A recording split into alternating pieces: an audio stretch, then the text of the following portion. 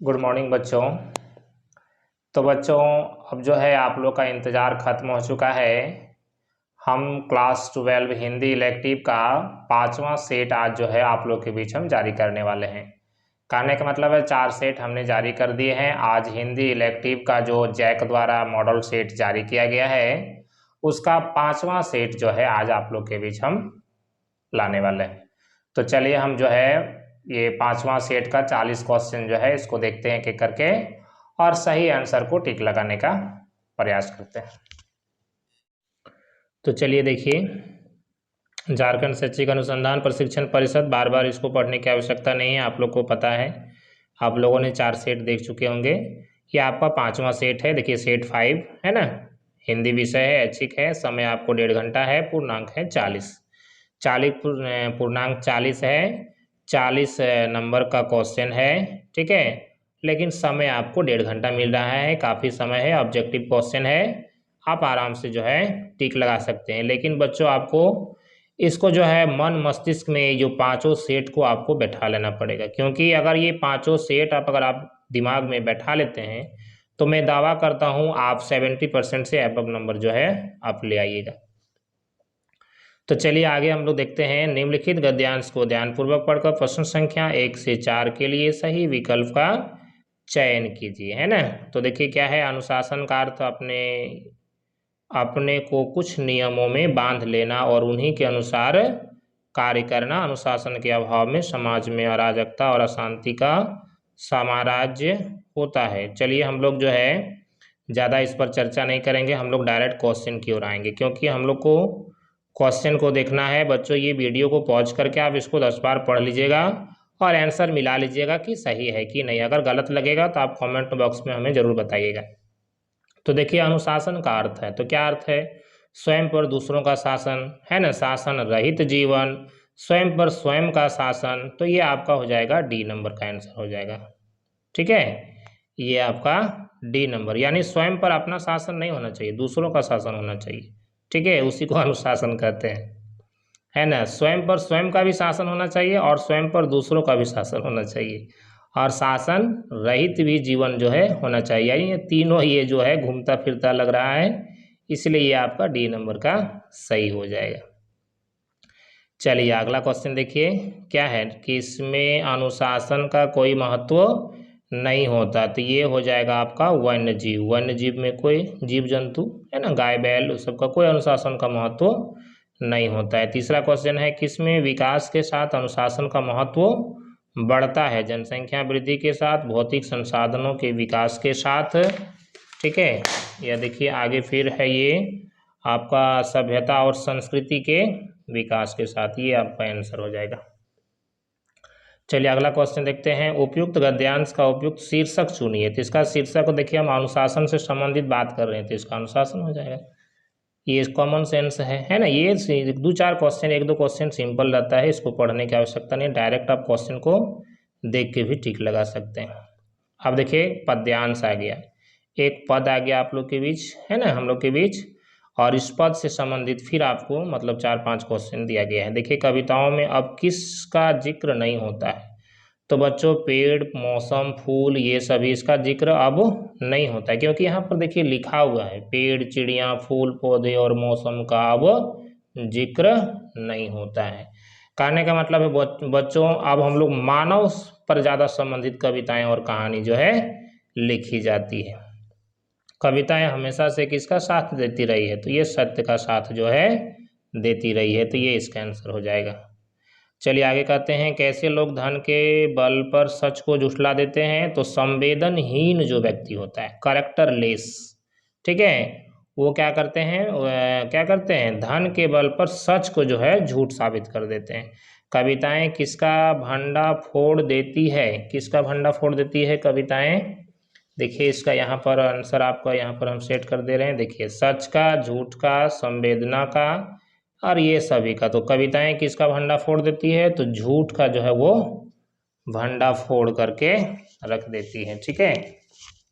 चलिए आगे बढ़ते हैं। देखिए हम लोग का हो गया रचना, अभिव्यक्ति और माध्यम से संबंधित क्वेश्चन आ गया। तो देखिए क्या है, रेडियो जनसंचार का कौन सा माध्यम है, ये तो बहुत आसान क्वेश्चन है, श्रव्य माध्यम है। पत्रकारिता दिवस कब मनाया जाता है? तो ये 30 जून को मनाया जाता है। लोकतंत्र का चौथा पाया, तो बच्चों अभी जो है मीडिया का प्रचलन सबसे ज़्यादा है, इसलिए चौथा पाया है ना, ठीक है, इसको बोलेंगे मीडिया, है ना, चौथा पाया हो गया मीडिया। चलिए आगे देखिए क्वेश्चन, पत्रकार किस किस प्रकार के होते हैं? तो ये पूर्णकालिक भी होता है, दीर्घकालिक होता है, अंशकालिक होता है, तो ये डी नंबर हो जाएगा। छाप खाने का आविष्कार किसने किया था? तो ये गुटेनबर्ग ने किया था, ये आप पढ़े भी होंगे। झारखंड का प्रमुख समाचार पत्र कौन सा है? हिंदुस्तान है, प्रभात खबर है, दैनिक जागरण है, ये तो कॉमन सेंस है, ये सभी हो जाएगा, सभी कुछ हम लोग पढ़ते हैं। संचार प्रक्रिया में प्राप्तकर्ता की प्रतिक्रिया को कहते हैं, है ना, प्राप्तकर्ता की प्रतिक्रिया, जो उसका जो आउटपुट है ना, फीडबैक बोलते हैं उसको, कहता है प्राप्त संदेश का कूटवाचन कौन करता है? तो प्राप्तकर्ता करता है। पाक्षिक पत्रिका प्रकाशन कितने दिन में? पाक्षिक मतलब जो 15 दिन में प्रकाशित होता है, ये आपको जिक्र भी हम किए हैं। चलिए 3 नंबर से ये सारा क्वेश्चन हो गया अभिव्यक्ति और माध्यम से। चलिए देखिए फिर आपका एक क्वेश्चन और भी है, मुद्रण का आरंभ किस देश में हुआ? तो ये चीन का, पहले बताए थे आपको, पढ़ाए भी थे, मुद्रण का आरंभ जो है चीन देश से प्रारंभ हुआ है, छपाई उसके बाद भारत में आया है, पहले मुद्रण सबसे पहले चीन से शुरुआत हुआ। चलिए उसके बाद हम लोग देखते हैं एक आपका गद्यांश नहीं पद्यांश है, ये तो मुझ भाग्यहीन की तू संबल, युग वर्ष बाद अब हुई विकल, दुख ही जीवन की कथा रही, है ना, तो ये तो आपको पता ही होगा, है ना, क्या कहूँ आज जो नहीं कही, इसी कर्म पर वज्रपात, यदि धर्म रहे न तो सदा साथ, है ना, तो ये कहता है विकल। अब देखिए इसका कुछ क्वेश्चन है, तो कहता है विकल, विकल मतलब बेचैन होता है, किसने स्वयं को भाग्यहीन कहा है? तो ये आपका निराला से संबंधित, जो देखिए मुझ भाग्यहीन, निराला अपने आप को भाग्यहीन बता रहे हैं, तो ये निराला से संबंधित हो जाएगा। उपयुक्त पद्यांश के कवि भी क्या हो जाएगा? सूर्यकांत त्रिपाठी निराला हो जाएगा। कवि का जीवन कैसा रहा? तो जानवे करते हैं दुख भरा रहा, दुखपूर्ण रहा। कार्नेलिया का गीत का रचनाकार कौन है? तो ये आपको आप लोग पढ़ चुके हैं, जयशंकर प्रसाद है। चलिए ये हो गया हम लोग का 20 नंबर क्वेश्चन। चलिए 21 नंबर क्वेश्चन हम लोग के बीच आ गया। 21 नंबर क्वेश्चन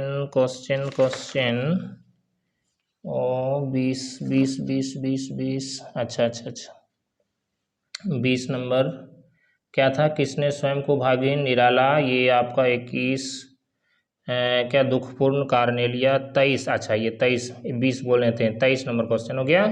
अब हम लोग का 24 नंबर क्वेश्चन हम लोग के बीच आ जाएगा। देखिए 24 नंबर क्वेश्चन आ गया, कार्नेलिया का गीत कविता का केंद्रीय विषय क्या है? तो भारतीय संस्कृति एवं प्राकृतिक सौंदर्य हो गया, भारतीय पक्षियों का वर्णन, विदेशी अतिथियों का स्वागत, तो ये डी नंबर का आंसर हो जाएगा। सरोज स्मृति शीर्षक कविता के सरोज कौन है? तो ये हो जाएगा निराला की पुत्री हो जाएगा, है ना। कार्नेलिया का आगे शीर्षक कविता किस नाटक से लिया गया है? तो ये आपका हो जाएगा चंद्रगुप्त से जो है लिया गया है, और स्कंदगुप्त जो है देवसेना का गीत से लिया गया है, ये दोनों याद रखिएगा। मुक्त छंद के प्रवर्तक कवि के रूप में जाने जाते हैं, तो ये आपका हो जाएगा निराला हो गया। चलिए अगला क्वेश्चन देखिए, हम लोग बढ़ते हैं। हरगोविंद का मन कल्पने लगा, तब गांव में क्या रह जाएगा? गांव की लक्ष्मी गांव छोड़कर जाएगी, किस मुंह में यह ऐसा संवाद सुनाएगा? कैसे कहेगा कि बड़ी बोहरिया? तो ये आपका इसका एक पैराग्राफ पहले का सेट में आ चुका है। तो ये प्रस्तुत पंक्तियां किस पाठ से ली गई है? तो ये पता है, हरगोविंद है, यानी समधिया पाठ से लिया गया है। गद्यांश में लक्ष्मी किसे कहा गया है? तो ये बड़ी बोहरिया को कहा गया है, ठीक है। बड़ी बोहरिया क्या खाकर गुजारा कर रही थी? तो भथुआ साग। आगे देखिए क्या है, उपयुक्त गद्यांश के लेखक कौन है? तो ये इसका लेखक कौन हो जाएगा? इसका लेखक हो जाएगा ये फणीश्वर नाथ रेणु हो जाएगा। अगला क्वेश्चन देखिए, प्रेमघन की छाया स्मृति किस विधा की रचना है? तो ये संस्मरणात्मक निबंध है। ढेले चुन लो पाठ में शेक्सपियर ने किस नाटक का उल्लेख किया है? तो मर्चेंट ऑफ वेनिस। समधिया का अर्थ क्या है? तो संवाद पहुंचाने वाला। सत्य हरिश्चंद्र नाटक का मुख्य नायक क्या है? तो राजा हरिश्चंद्र है। कोल्हू किसको कहते हैं? तो कोल्हू का बेल एक मुहावरा है, लेकिन यहाँ कोल्हू अर्थ है, तो कोल्हू जो है गांव में जो है तेल निकालने का एक देसी यंत्र होता है, उसको कहते हैं। सूरदास की झोपड़ी किसने जलाई थी? तो ये भैरव ने जलाई थी। सूरदास की झोपड़ी शीर्षक पाठ में अंधा भिखारी कौन था? तो ये सूरदास था। ठीक है। आटे की भांति राख को कौन बटोर रहा था? तो ये सूरदास बटोर रहा था।